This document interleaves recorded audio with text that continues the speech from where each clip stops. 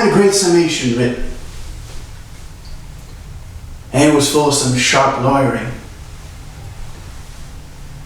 But I'm not going to read it. I'm here to apologize. I know I'm young and I'm inexperienced, and everybody in the courtroom knows that. But you cannot hold Carly Haley responsible for my shortcomings. Now you see, in all this legal maneuvering, something has gotten lost. And that something is the truth. Now I know it is incumbent upon us lawyers to not just talk about the truth, but to actually seek it, to find it, and to live it. My teacher taught me that. Now take Dr. Bass for example. Now obviously I would have never knowingly put a convicted felon on his stand. I hope you can believe that. But what is the truth? That he's a disgraced liar.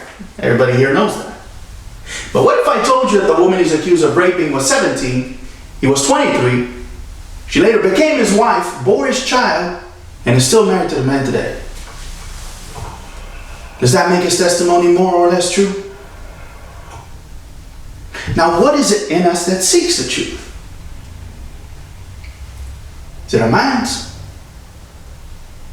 Or is it our hearts? Now, you see, I set out to prove that a black man can have a fair trial in the South. That we are all equal in the eyes of the law. Unfortunately, ladies and gentlemen of the jury, the eyes of the law are human eyes. Yours and mine. And until we could see each other as equals, justice is never going to be even-handed. It shall remain nothing more than a reflection of our own prejudices. So until that day, we have a duty under God to seek the truth. Not with our eyes or with our minds, where fear and hate turn commonality into prejudice, but with our hearts. I want to tell you a story.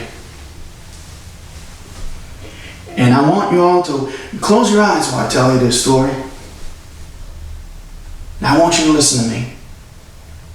And I want you to listen to yourselves. Now, this is a story about a little girl coming home from the grocery store on a sunny afternoon. And I want you to picture this little girl. Suddenly a truck races up. And two men jump out and grab her. Drag her into a nearby field, tie her up. They rip her clothes from her body. And they climb on. First one and the other. Raping her. Shattering everything innocent and pure. Vicious thrusts. In a fog of drunken breath and sweat. When they're done, when they killed her tiny womb, murdered any chance for her to bear children, to have life beyond her own, they decide to use it for target practice. So they start throwing full beer cans at her. Now they throw them so hard that it tears the flesh right down to the bones. They urinate on her. And now comes the hanging. They have a rope. They tie a noose.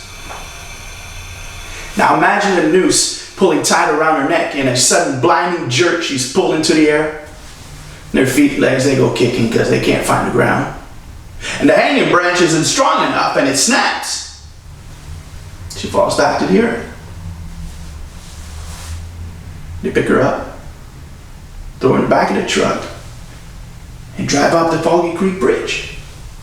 Pitch her over the edge. She falls some 30 feet down below.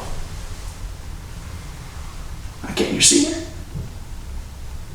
Her raped, beaten, broken body, soaked in their urine, soaked in their semen, soaked in her blood. Left to die. To die like an animal. Now, can you see her? Now this little girl, 12 years old,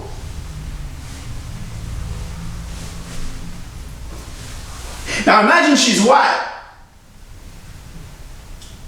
A defense rests, Your Honor.